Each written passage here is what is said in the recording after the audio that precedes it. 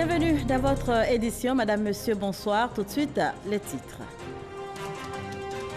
Le président de la République, Alassane Ouattara, est de retour du Gabon où il entreprenait une visite d'amitié et de travail ce mercredi. La rencontre était l'occasion de parler renforcement de la coopération bilatérale.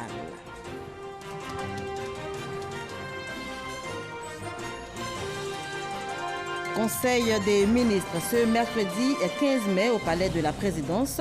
La réunion hebdomadaire des membres du gouvernement s'est penchée entre autres sur l'inclusion financière, la télévision numérique terrestre TNT et le port sec de Ferkessédougou.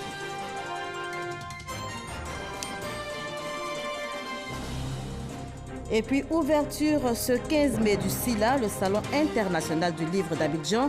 Faire du livre un compagnon, c'est le thème retenu pour l'édition 2019. Bienvenue dans votre journal. On démarre en images. Le président de la République, Alassane Ouattara, est de retour du Gabon où il entreprenait ce mercredi une visite d'amitié et de travail. La rencontre était l'occasion de parler renforcement de la coopération bilatérale. Notez que le chef de l'État a été accueilli à son arrivée à Abidjan ce soir par le vice-président de la République, Daniel Cablon-Duncan. Je vous propose d'écouter à présent le chef de l'État, Alassane Ouattara. Je suis un homme content. Vous connaissez les liens entre la Côte d'Ivoire et le Gabon, les liens personnels que j'ai avec le président Ali Bongo, et voir qu'il a bien récupéré, qu'il est en forme, est un bonheur. Je suis particulièrement heureux des moments que nous venons de passer ensemble. Je lui ai dit que nous sommes rassurés et que nous avions été inquiets, bien évidemment, mais j'ai trouvé que le président a bien récupéré, est en bonne forme, et je lui ai dit que je reviendrai ici à Libreville pour que nous puissions continuer d'échanger et que, bien évidemment, il est invité à venir en Côte d'Ivoire quand il aura décidé. Nous avons parlé de la situation, non seulement au plan bilatéral entre le Gabon et la Côte d'Ivoire, la situation aussi entre les deux zones, l'Afrique centrale et l'Afrique de l'Ouest, par exemple les questions monétaires qui sont importantes aujourd'hui et que lui et moi avons souvent évoquées. Nous avons parlé de la paix sur le continent, nos inquiétudes quant à l'évolution en Libye, en Algérie, au Soudan. Et nous avons considéré que l'Union africaine doit continuer son implication pour apporter des solutions africaines à tous ces pays qui connaissent des conflits. Il s'est tenu ce mercredi 15 mai un conseil des ministres au palais de la présidence au plateau. La réunion hebdomadaire des membres du gouvernement s'est penchée entre autres sur l'inclusion financière, la télévision numérique terrestre TNT et le port sec de Ferkessédougou. On fait le point avec Awa Touré. Le port sec de Ferkessédougou, un grand projet, mais également un grand pas vers le développement des échanges entre la Côte d'Ivoire et les pays de l'Hinterland. Le site devant abriter cette infrastructure économique d'envergure est connu. Le Conseil a adopté un décret portant déclaration d'utilité publique du site du projet du port sec de Ferkessédougou, d'une superficie de 732 hectares, située dans la commune de Ferkessédougou.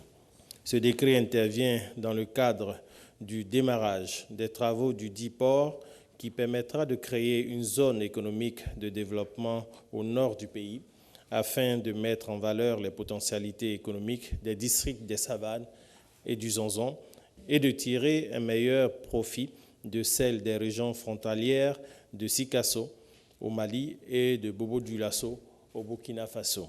La migration en Côte d'Ivoire vers la télévision numérique terrestre TNT doit s'achever au plus tard le 17 juin 2020. Pour faciliter cette opération, le gouvernement a décidé de plafonner le prix des équipements de réception de la TNT. En cohérence avec l'ordonnance portant exonération des droits de douane et de TVA sur les équipements nécessaires à la réception du signal de la TNT. Ce décret fixe les montants au-dessus desquels les kits de réception d'entrée de gamme de la TNT ne peuvent être vendus aux populations.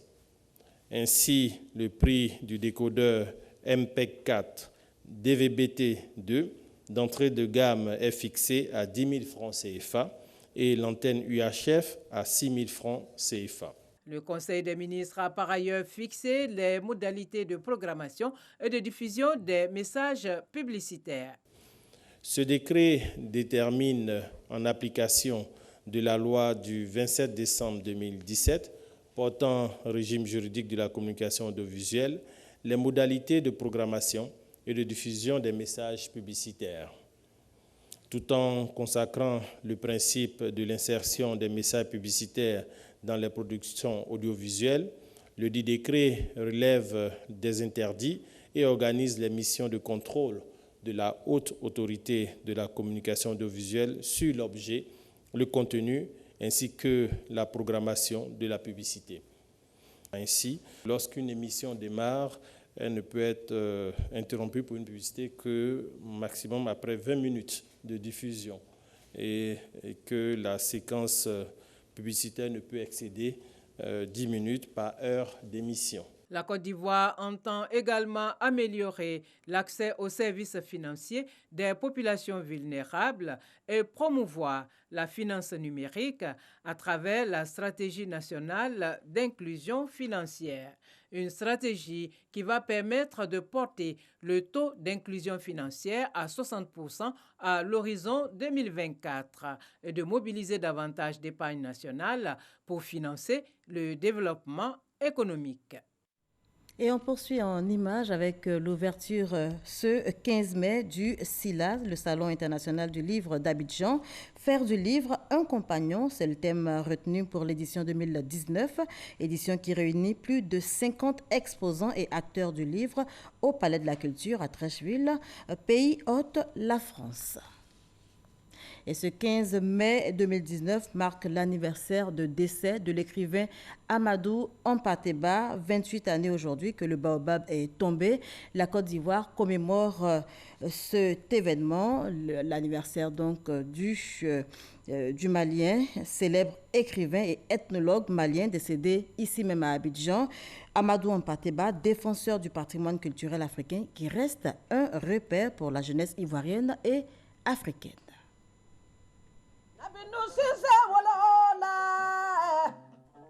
Une voix mélodieuse originaire de l'Empire tout couleur au Mali pour rendre un vibrant hommage à Amadou Hampâté-Bâ, décédé le 15 mai 1991, 28 années aujourd'hui que le sage de Bandiagara, le défenseur de la tradition orale et des valeurs africaines, a quitté ce monde. Passionné par le patrimoine culturel africain, Amadou Hampâté-Bâ a recueilli et transcrit de précieuses archives en français et en diverses langues africaines.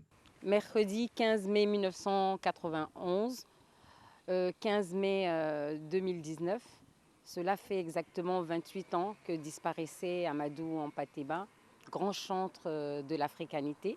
Il faut le rappeler, il a décomplexé les Noirs par rapport à leur culture. Dans les écrits d'Hampâté-Bâ, une grande importance est accordée à la solidarité, la responsabilité et la spiritualité présentes dans les civilisations africaines traditionnelles. Amadou Hampâté-Bâ demeure un penseur de tous les temps parce qu'il était visionnaire. Il a compris que la tradition n'était pas l'antagonisme du modernisme et qu'elle devait elle-même élaguer les branches qui meurent, mais qu'il était important que les Africains soient eux-mêmes et non une parodie ridicule des autres. Grand prix littéraire d'Afrique noire en 1974, Amadou Hampâté-Bâ aura consacré un demi-siècle à illustrer et à défendre la bibliothèque de ses ancêtres sous tous ses aspects. Voilà, 15 mai 1991, une bibliothèque brûlait. Amadou Hampâté-Bâ a tiré sa révérence. La Côte d'Ivoire aujourd'hui célèbre l'événement, célèbre donc l'anniversaire de décès de ce grand écrivain. L'Afrique également salue l'œuvre de l'homme. La ville de Paris accueille depuis 2 jours le Forum africain sur les villes durables, une initiative de l'association Urbanisme sans frontières. À ce forum qui se tient en prélude donc au sommet Afrique-France prévu en juin 2020 à Bordeaux en France. Il a été question entre autres de financement des villes, c'est ce que nous rapporte Mamadou Kouassi. Les villes africaines connaissent une démographie galopante depuis ces dernières décennies. Un phénomène qui accroît davantage les problèmes sociaux dans nos villes. De Dakar à Abidjan, en passant par Accra et Ouagadougou, la politique d'urbanisme a du mal à se mettre en place. Et pourtant, il faut bâtir aujourd'hui des villes durables pour les générations futures.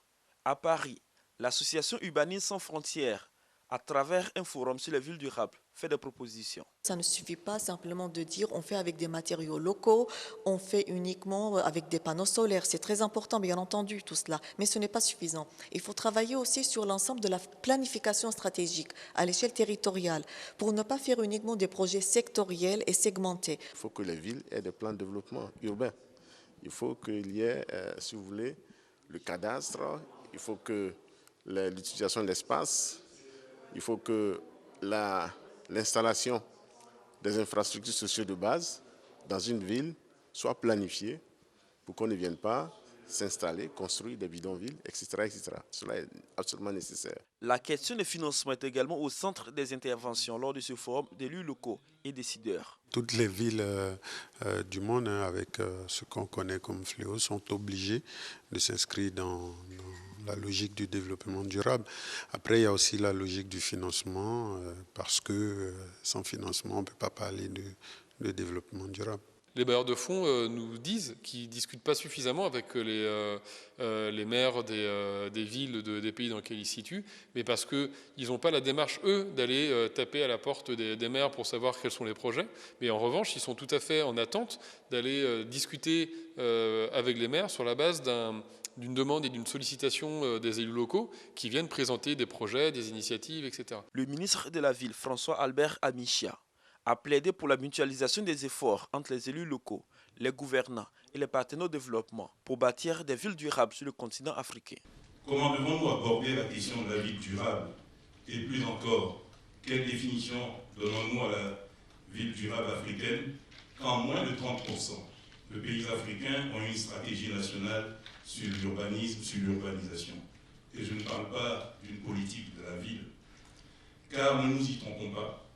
Les villes d'Afrique sont des moteurs de croissance qui, si elles sont correctement organisées, peuvent favoriser le développement durable sur l'ensemble du continent.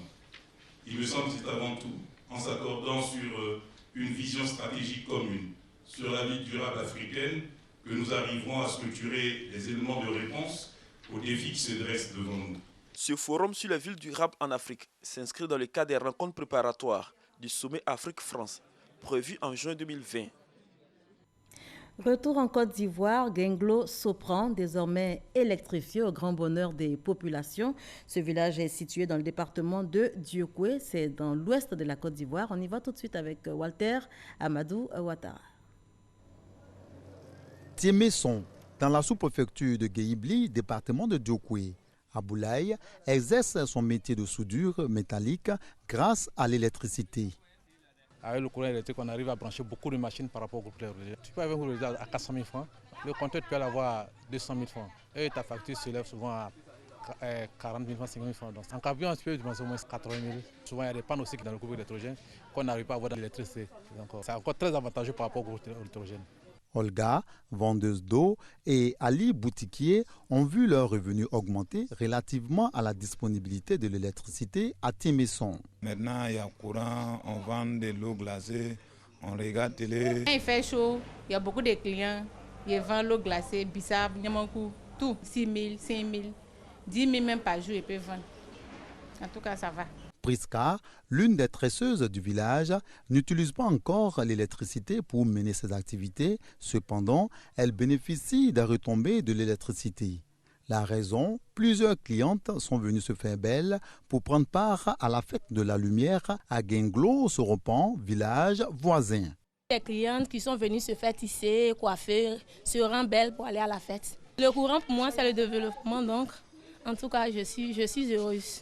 Après 33 ans d'attente, les populations de Guinglo-Soropan savourent désormais les avantages liés à l'utilisation de l'électricité. La mise sous tension électrique de ce village a donné lieu à des réjouissances collectives. Occasion pour les cadres de formuler des doléances. Merci au ministre des Affaires présidentielles qui nous a appuyés depuis 2015 dans la quête de l'obtention de la lumière de Guinglo-Soropan. Madame la représentante du ministre des Affaires présidentielles, nous vous prions de nous aider à faire obtenir la lumière pour le village de Binao. Qu'il y ait dans ce village l'arrivée de 2 infirmiers et une sage-femme, parce que ce village a un centre de santé depuis des décennies, mais qui n'est pas fonctionnel. Au nom de Tiéné Birahima Ouattara, ministre des Affaires présidentielles, patron de la cérémonie,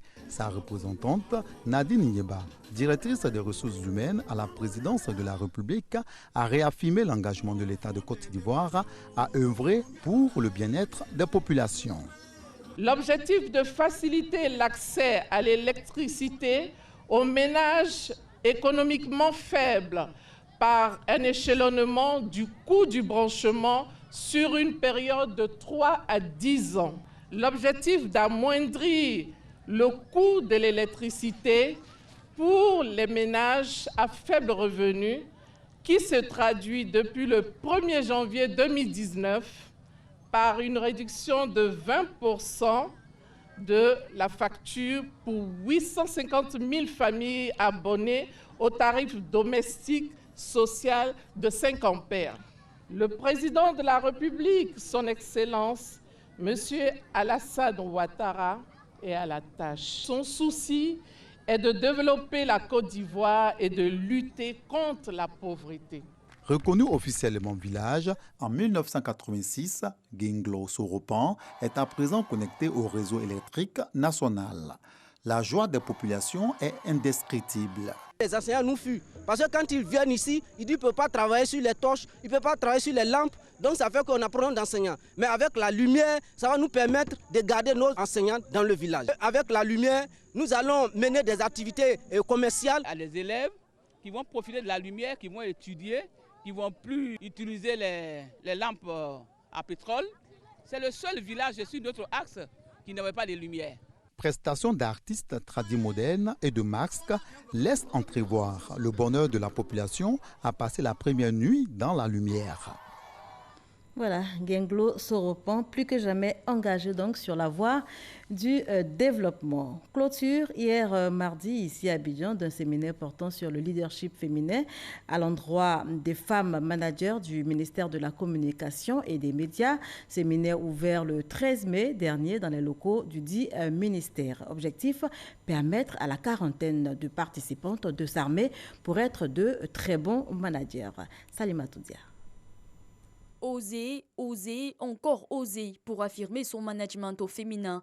Les caractéristiques, les atouts des leaderships de type féminin, les moyens et capacités d'influence en tant que femme manager ont été exposés à une quarantaine de dames managers du ministère de la Communication et des Médias. 2 jours de formation sur le leadership féminin qui devraient leur permettre de s'affirmer et de défendre leurs idées. Il fallait mettre en lumière nos capacités, il fallait nous donner les pistes de réflexion, il fallait nous faire prendre conscience que nous avons toutes les capacités, nous avons tout ce qu'il faut pour être de bons managers. Et c'est en cela que cette formation a été faite, pour pouvoir dire aux femmes que nous comptons et qu'il faut maintenant que nous prenions la place qui est la nôtre dans la société, pas seulement dans la société, mais dans les organes de décision, que ce soit aussi bien institutionnel, des grandes entreprises et autres. Pour le ministère de tutelle, ce renforcement de capacité devrait permettre à celle-ci de rayonner sur le plan professionnel pour le développement de la Côte d'Ivoire. Il y a besoin d'affirmer une présence féminine dans notre pays à tous les niveaux.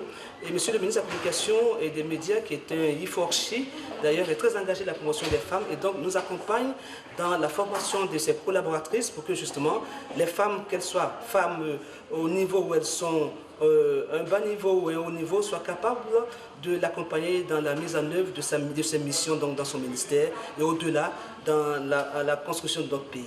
Réflexion sur la situation des femmes en Côte d'Ivoire, échange d'expériences, ces femmes managers entendent impacter davantage à travers leur technique de management. J'ai déjà cette âne de me battre et de vouloir faire des choses et de vouloir réussir et d'aller de défi en défi.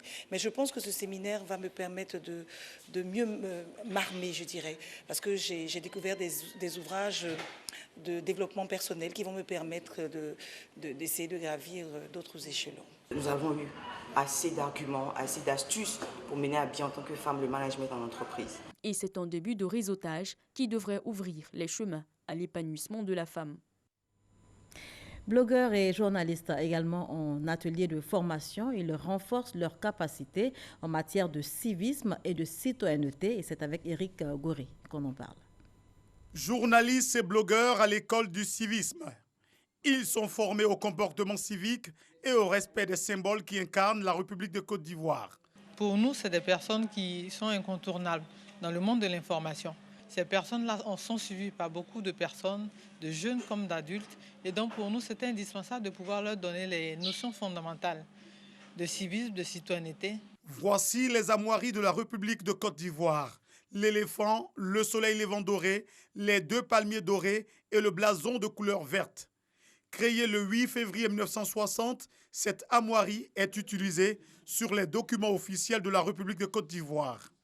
Le respect du drapeau, de l'emblème et de l'hymne national sont enseignés aux participants.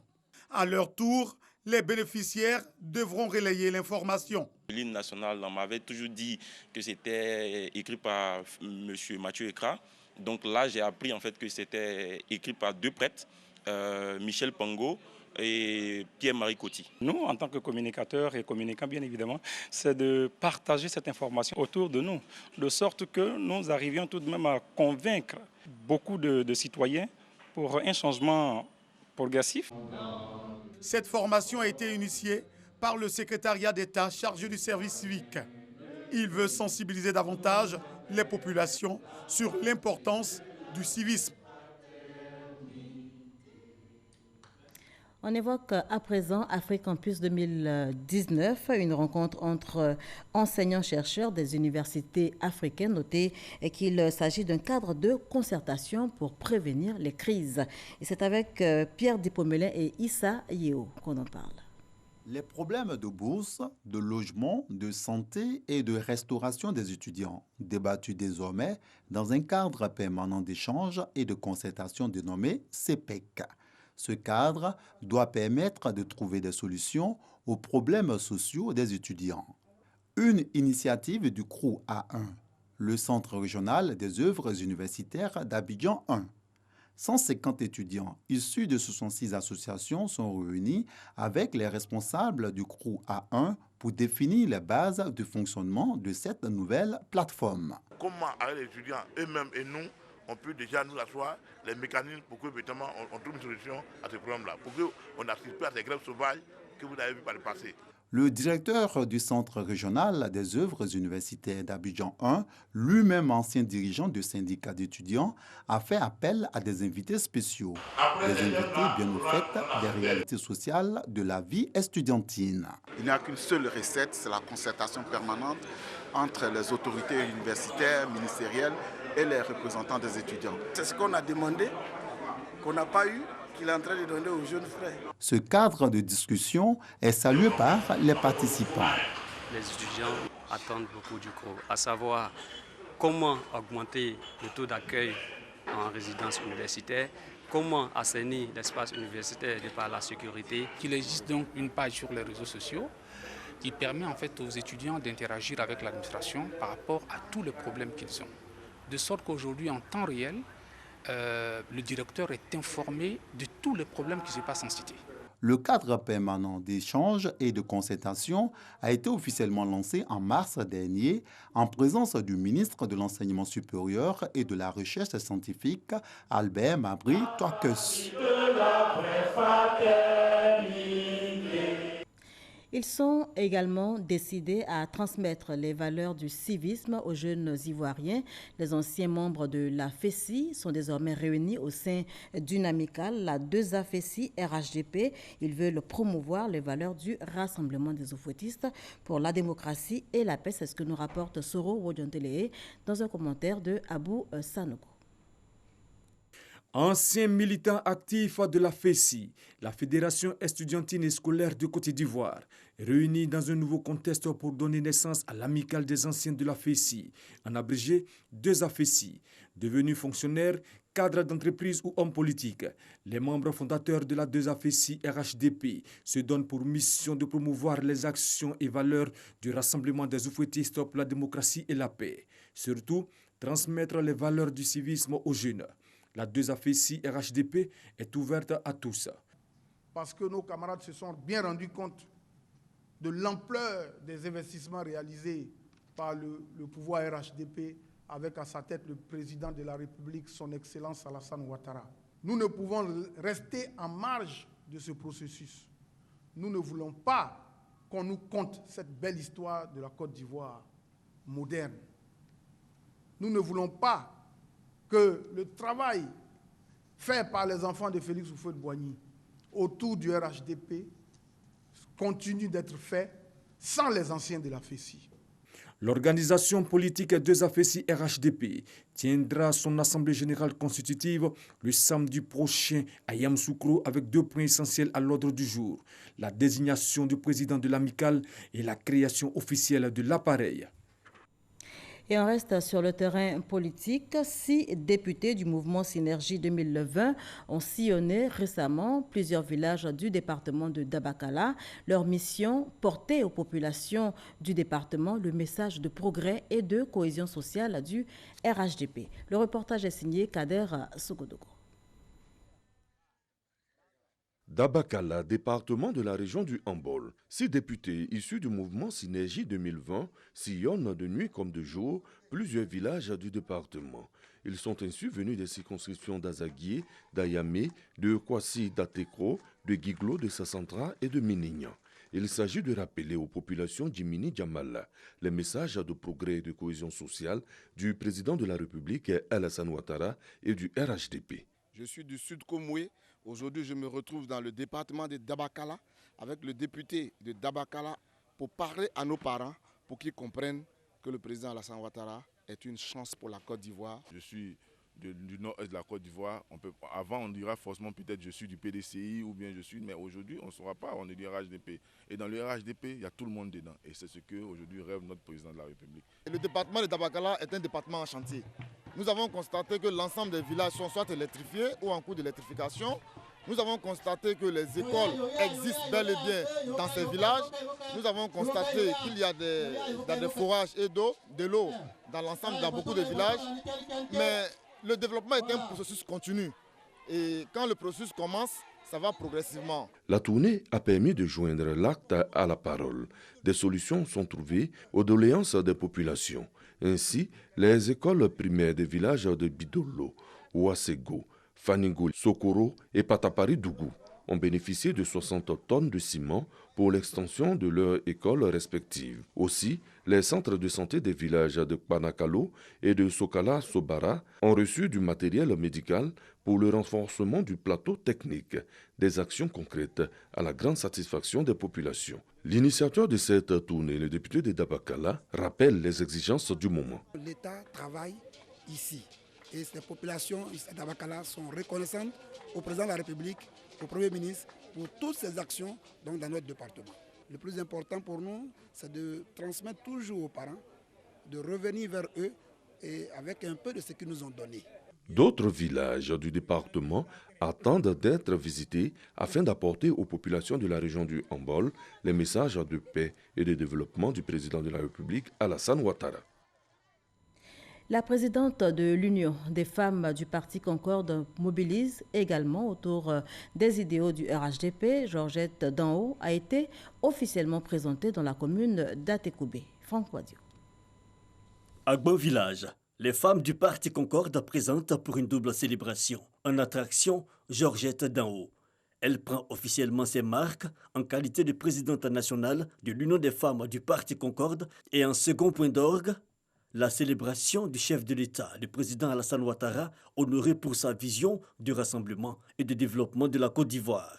Le RHDP est un véritable géant politique. C'est le creuset de toutes les compétences que regorge notre pays dans tous les domaines. Sous la houlette du président Alassane Ouattara, tout le pays est en chantier. Nous avons des femmes battantes. Vous symbolisez la cohésion sociale et vous prônez la paix.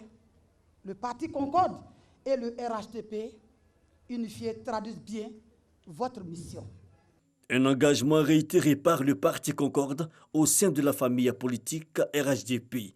Selon le secrétaire général Ferdinand Kouassi, le Parti Concorde travaille en harmonie avec les autres partis membres du RHDP pour les victoires futures. Et puis hors de chez nous, au Soudan, un gouvernement de transition annoncé pour 3 ans, une période qui va servir à la mise en place des élections démocratiques comme souhaité par les manifestants et les représentants de la société civile. Un accord définitif devrait être signé sous 24 heures. Et puis ici, à Abidjan, on parle de cette information. RTI, plus de 50 ans d'existence, voici le journal télévisé. C'est le titre du premier d'une série de 3 ouvrages écrits par Ricardo Somone, réalisateur du journal télévisé sur RTI 1 durant 40 ans.